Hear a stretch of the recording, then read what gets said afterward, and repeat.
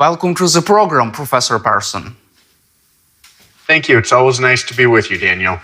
I would like to cover the Ukraine aid negotiations in the Congress. Politico reported that Republicans are pressing and they are discussing making a part of Ukraine aid package as a loan. What do you think about this idea? So if this is an idea that is required in order to get Ukraine the aid that it so urgently needs, then I think it's a positive development. As you and your viewers know, this has been something that, parts of our Congress, our political leadership have been trying to get passed for many, many months now. And of course, the delays are very, very frustrating. Certainly to those of us who support Ukraine, and as I imagine, incredibly frustrating to those in Ukraine. So if this loan arrangement is what's required to overcome the political impasse here in the United States, then I think it is a positive development. And I hope that whatever form the agreement takes, that it's completed very quickly to get that urgent aid to Ukraine fast. Politico reported that Republicans have proposed to approve $48 billion in security assistance for Ukraine, but to approve financial and humanitarian aid as a loan. From your perspective, is it a good deal for Ukraine, and would Democrats also support this idea? Well, I think any deal is a better deal than no deal. And so again, in this case, while I personally would prefer that the aid just be granted outright without any conditions or loans, again, if it is required to have a portion of that aid delivered to Ukraine in loans, then that's better than nothing at all. Especially if I think in the long run, there would be provisions that the loan portion could be forgiven, at a later date. And so, again, regarding your question about Democrats, I think the Democratic Party, President Biden, Democratic leaders in Congress have been firmly in support of providing aid to Ukraine as quickly as possible because it is so urgent. And so I do think that if this is the best way to get that done in the shortest amount of time, then they too will agree with the idea and go along with it. You said that a part of this loan or this whole loan could be forgiven. Is it a real thing to do for the Congress? Is it a possible way to get this done? From some of the discussions that I've heard and some of the comments made by Speaker Mike Johnson and Senator Lindsey Graham, who was recently visiting Kyiv, they have implied or suggested that the loan itself could be waivable. And so, yes, there's a long history of international loans being forgiven. And so this is something that I believe at least would be theoretically possible at a later date, should the United States Congress choose to do that. Also, it seems like House Speaker Mike Johnson has changed his mind on Ukraine aid. He said that he would not delay Ukraine aid. American media suggested that he also could allow vote for Ukraine aid or for the Republican form of Ukraine aid. Why did he change his mind from your perspective? Well, there's a couple of reasons, I think. First of all, again, most members of Congress, to include, I believe, a majority of the Republican Party, do support providing aid to Ukraine. And so there is strong support, and I believe, no doubt, that he is receiving pressure from those members of his party that want to stand up to Russian aggression and help Ukraine defend itself.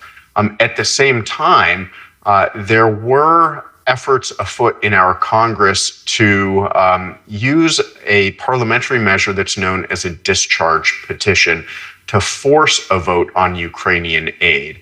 And without going into too many details, essentially, if a member of Congress is successful in bringing a discharge petition to the floor and forcing that vote, it means that they will have essentially bypassed the Speaker's authority to control what goes on the floor of the House of Representatives.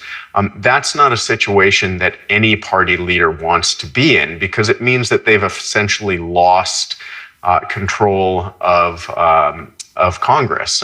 And so because these efforts were afoot, because there were both Democrats and Republicans that were beginning to take the steps necessary to force that vote, I think Speaker Johnson realized that it would be better for him to agree to hold a vote rather than give the perception that he's somewhat lost control of Congress. And so I think that also probably has motivated his shift as well.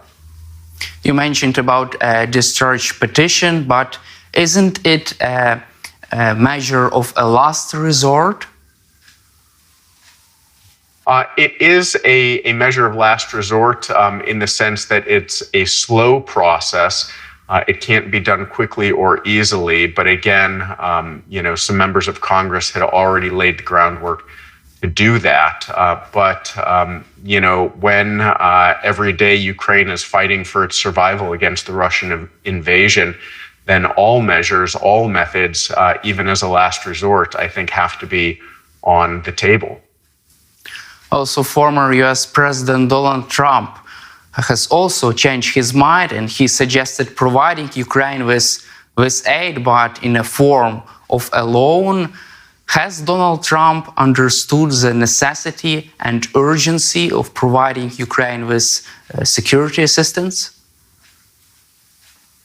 So again, I'll just emphasize that these are my personal views, not the official government position. But in my opinion, it's probably unlikely that Donald Trump has, had a sudden realization of just how important Ukraine's war against Russia is. Of course, he has a long history of skepticism towards Ukraine. Some would say an outright hostility to the idea of providing support to Ukraine. Now, that said, we know that he does change his mind frequently and often, and in sometimes surprising and unpredictable ways. So it's very difficult to say for sure that he's suddenly come to this realization. However, I think, as he suggested, perhaps aid in the form of a loan might be acceptable to him. And so really what I think we're seeing right now is that those members of the Republican Party who do want to find a way to get aid to Ukraine as quickly as possible have sort of latched on to that comment he made in the press about a loan.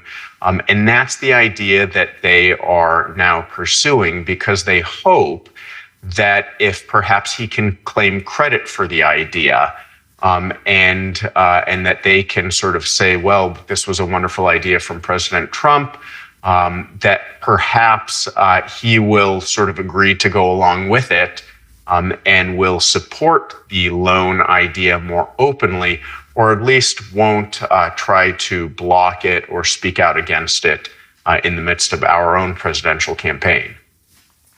Did you expect such a U-turn in positions of Speaker of the House and former President Trump?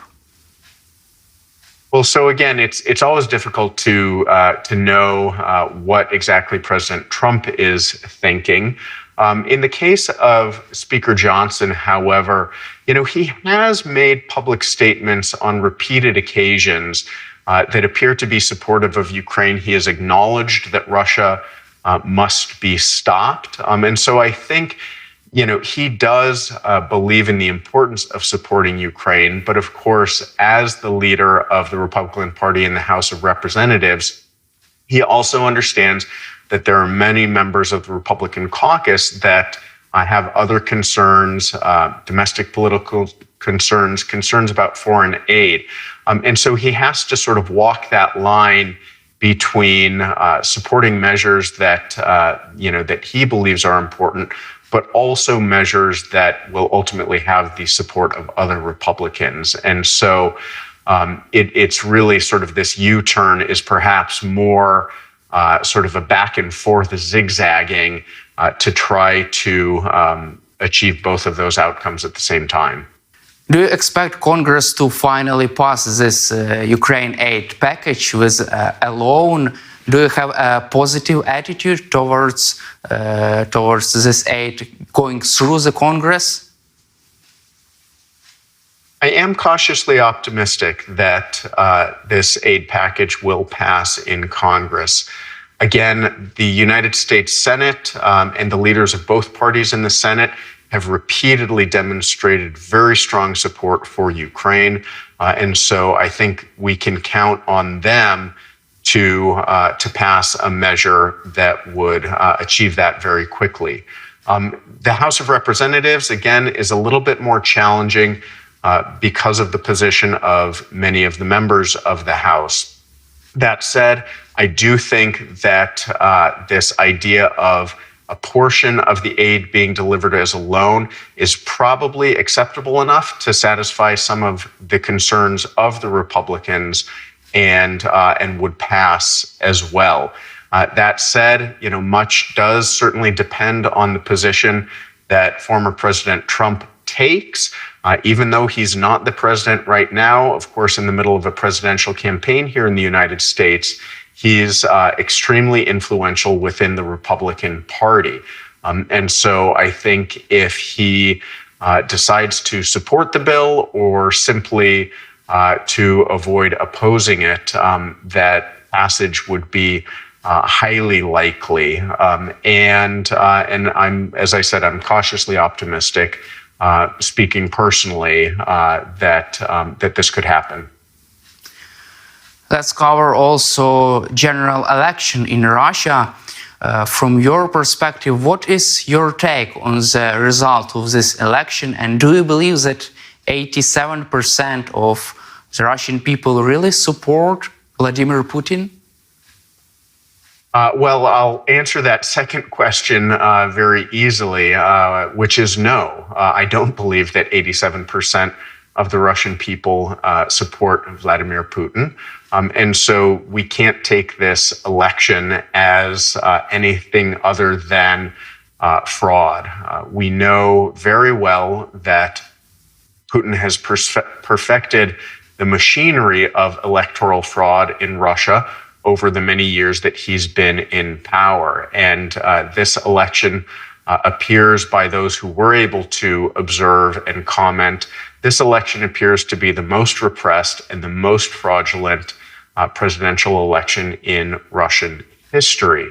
I did read a report that Novaya Gazeta Europe did an analysis of voter turnout and vote share, and they estimated that perhaps half of all of the ballots cast for Vladimir Putin were fraudulent. And so it's clear that he doesn't enjoy the level of support that was claimed officially by the Kremlin.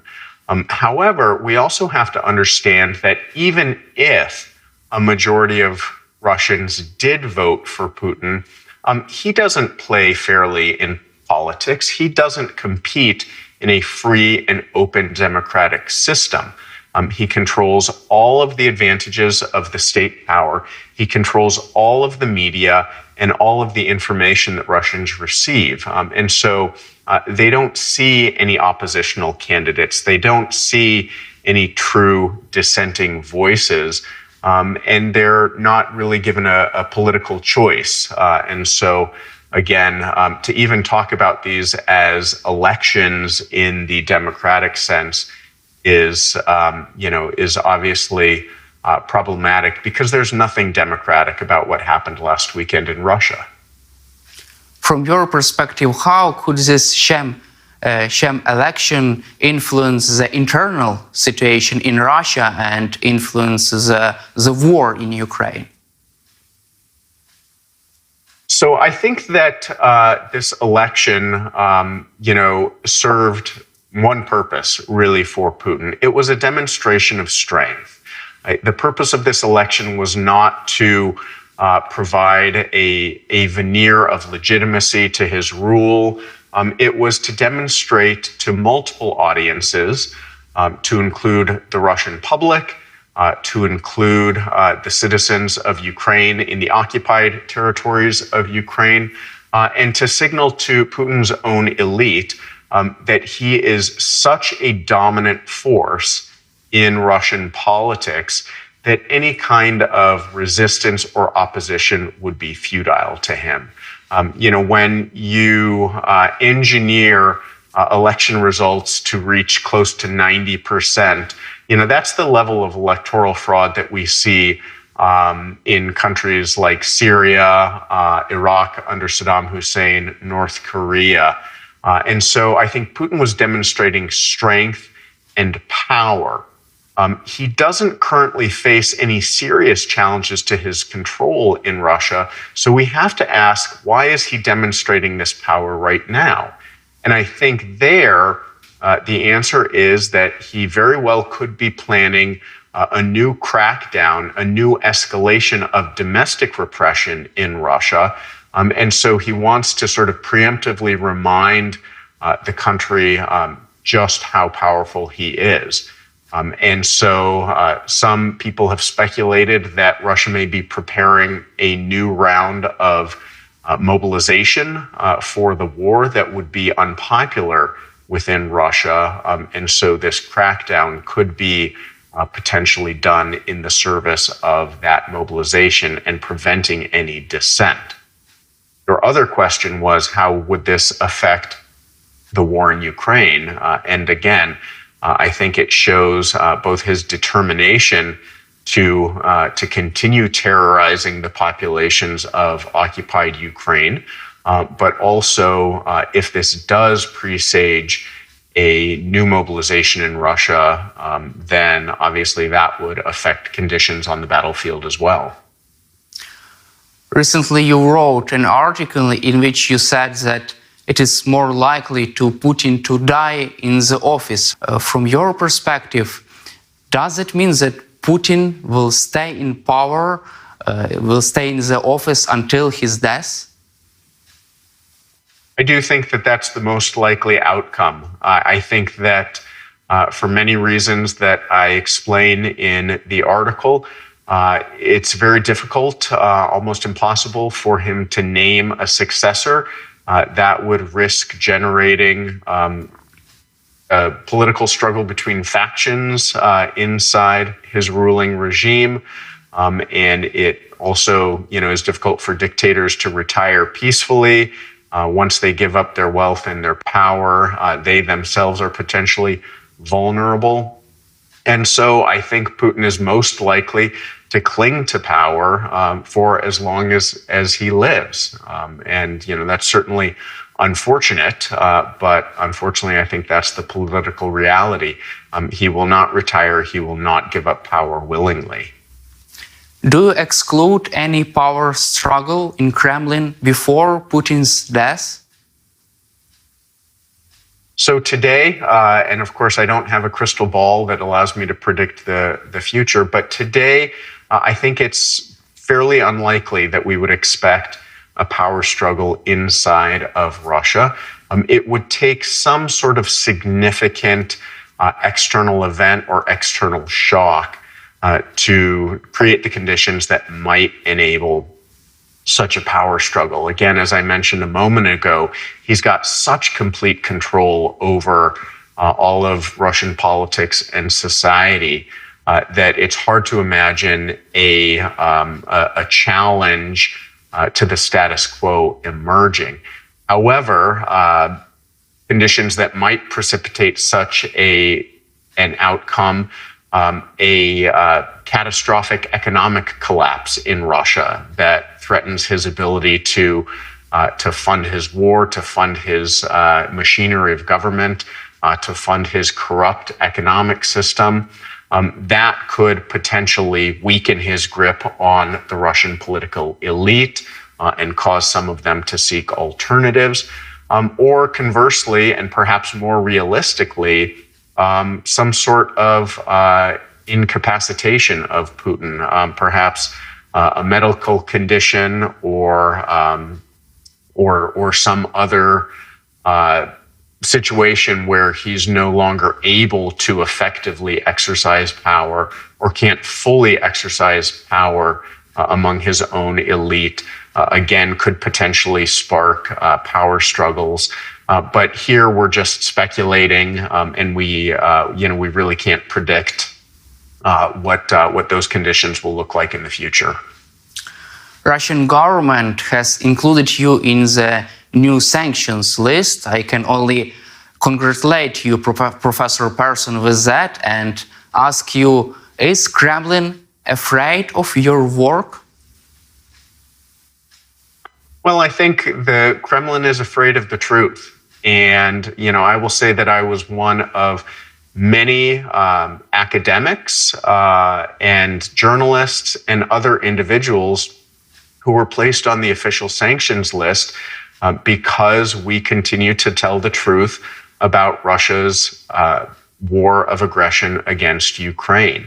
And so, it's a story as old as time that tyrants fear the truth because they know that the truth threatens their control and their power. So I, like many of my colleagues who were on the most recent list, take that, frankly, as a distinction, a badge of honor, because it means that, that yes, we continue to tell the truth, and that ultimately, that's something that's unacceptable to the regime in Moscow.